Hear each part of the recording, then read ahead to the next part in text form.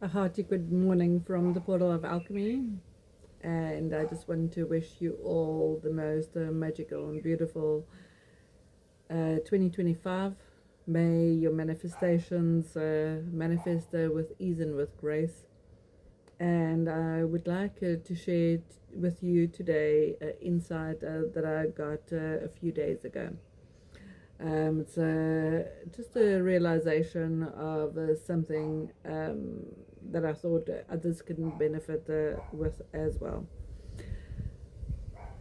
And that is how we keep things in our field. So when I talk about field, it's the energy around you.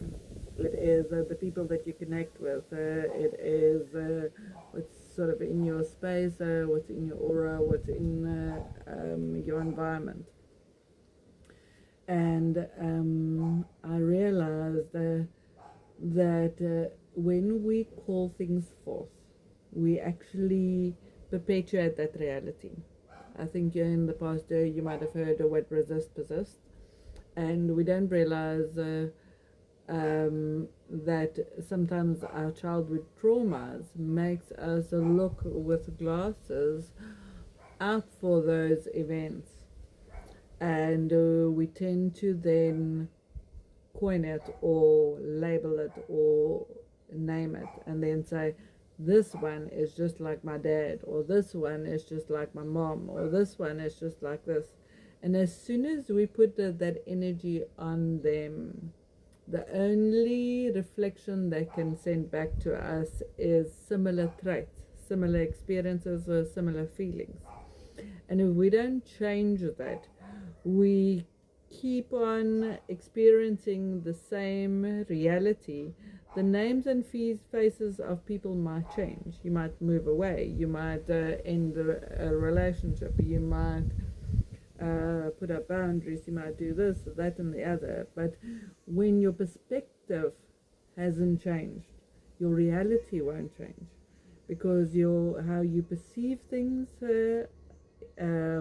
causes you what you see, and what you see you believe. And it is to change that. So to change that perspective, it's to rip off the labels and allow that person to be who they are without you naming whatever it is, because whatever you name it is what it's going to be for the rest of time. So sometimes a thing that I love to tell my clients is, whatever you try and prevent, you inevitably create, because you keep it alive in your field. So sometimes people say, no, but I don't speak the truth, or I don't say people how I feel because I don't want to hurt them. But not knowing and them picking things up and you not voicing that is hurting them. So sometimes the things that we think we do that's right is not necessarily preventing that which we want to prevent. And I was placed in a situation last year where I caught myself in the patterns that I perpetuated, and what I was resisting. And it was just as the penny dropped, I just realized, oh, so I kept it alive. I could then see, that's all I could see. And then I would name it, this person is like this, and this person is like this. And no wonder they treated me that way. And then when I changed it, I thought, no, I'm going to set the tone for what I want in my field.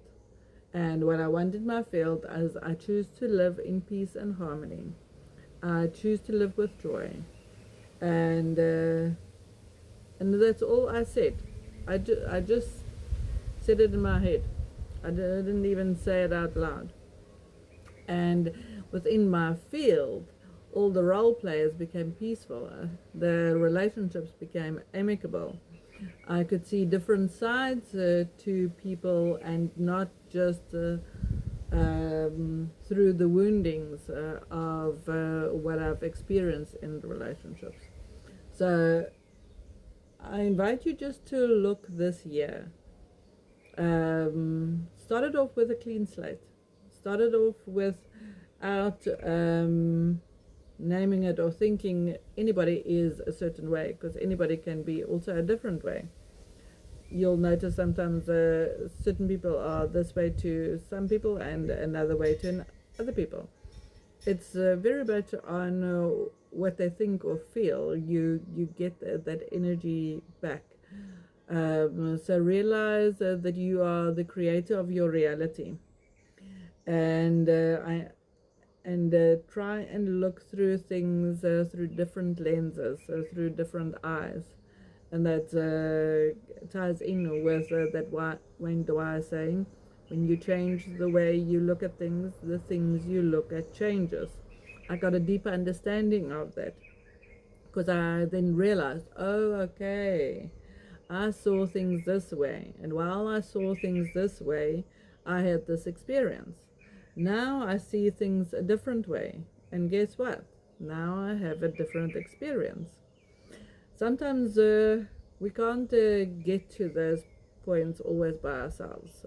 Sometimes we do have the insights, sometimes it does come to us, but sometimes you need a sounding board. Sometimes you don't know, but why am I keep on attracting this, or why am I keep on seeing this? If it irks you, irritates you, if it frustrates you, if it makes you sad, if it makes you angry, if it makes you numb, if it makes you feel like you can't, or you don't have energy, or you're depressed, or you don't even know what the feeling is, you just totally I want to say zone out, tap out, you can't. It's good to talk to somebody or go to somebody like me or others that will help you, be the mirror for you, show you, okay, this trauma from the past is still playing out in your life in this way. This is how it still plays out. This is how you still feed into that energy. This is how you try to not become one of your parents and then do. This is how you start treating yourself like those, like your parents did when you were a child. This is how sometimes we just need somebody to help us to see where we are stuck, where that broken record is still playing, so that we can stop it, and so that we can change the record, so that we can change the experience, so that we can change our reality, and invite and become a conscious co-creator of what we choose to invite in our field, what we choose to invite in our environment, what we choose to invite with the people that we interact with. What kind of energies, experiences do we invite? Because that is what we'll have abundance of. So I'll just leave you with that to percolate in your mind for a bit, and just see if there's something that resonates for you, something that gives you clarity. And if you need a sounding board, I'm always here. I wish you a magical day and a magical year. Bye for now.